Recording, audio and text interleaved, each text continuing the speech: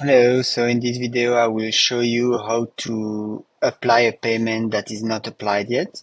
So here I have a payment on this page. You can see on the right it's unapplied and I want to apply it to an invoice. So I will go here in the top left on edit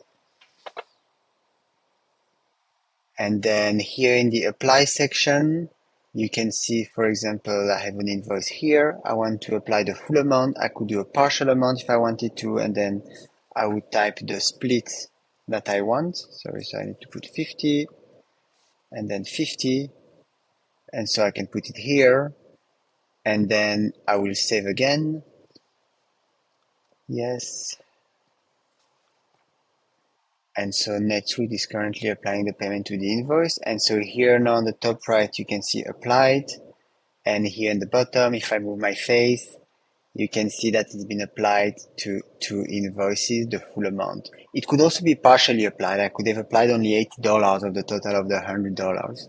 So yeah, that's it for this video. And please look at the rest of the Kolleno NetSuite tutorial playlist. Bye bye.